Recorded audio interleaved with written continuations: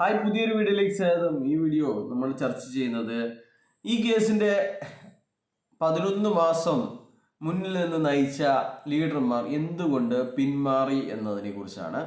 അപ്പോൾ നമുക്കറിയാം, അവരായിരുന്നു എല്ലാ കേസുകളും ഏർപ്പാട് ചെയ്തതും സൂം മീറ്റിംഗ് നടത്തിയതും എല്ലാം തന്നെ അവരായിരുന്നു. പക്ഷെ ഒരു ഘട്ടത്തിൽ അവർ പിന്നോട്ടടിക്കുന്ന കാഴ്ചയാണ് നമ്മൾ കണ്ടത്.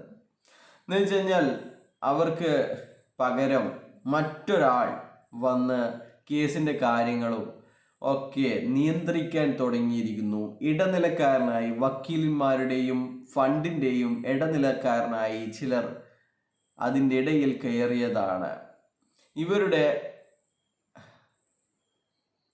ഉദ്ദേശം നടക്കാതെ വന്നത്.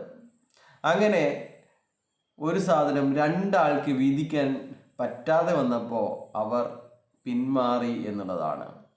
പിന്മാറുന്നത് കൊണ്ട് അവർക്ക് ലാഭം മാത്രമേ ഉള്ളൂ. അവരെ കമ്പനി തന്നെ, അല്ലെങ്കിൽ ശ്രീനാഥ് പ്രതാപൻ തന്നെ ഒഴിവാക്കിയതാണ് എന്ന് അവർക്ക് പറയാൻ സാധിക്കും. അവർ ഉണ്ടായിരുന്നെങ്കിൽ ഒരു പക്ഷേ കമ്പനി കേസ് ജയിക്കുമായിരുന്നു എന്ന് അവർക്ക് പറയാൻ സാധിക്കും. അതുകൊണ്ട് തന്നെ അവരുടെ പിന്മാറ്റം, അല്ലെങ്കിൽ അവരെ ഒഴിവാക്കിയതിൽ അവർ വളരെയധികം സന്തോഷത്തിലാണ് എന്ന് വേണമെങ്കിൽ നമുക്ക് പറയാം. അതുകൊണ്ട് തന്നെ അവർക്കും പുതിയ കമ്പനി തുടങ്ങി, അല്ലാതെ ഈ ഒരു ഇനിയും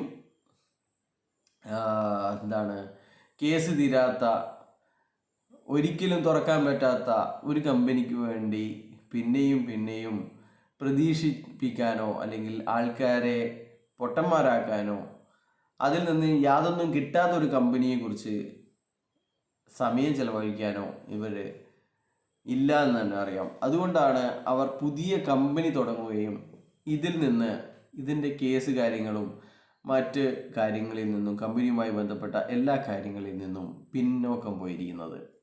അതുകൊണ്ട് തന്നെ അവർക്ക് യാതൊരു വിധ ഉത്തരവാദിത്വമില്ല. നാളത്തെ കേസ് തോറ്റു കഴിഞ്ഞാൽ അവർ പല വോയിസ് നോട്ടിലും വാട്സപ്പ് മെസ്സേജിലും അതിൻ്റെ ചില സൂചനകൾ തന്നിട്ടുമുണ്ട് ഈ കേസ് തോൽക്കുമെന്നുള്ളത്. ബൈ.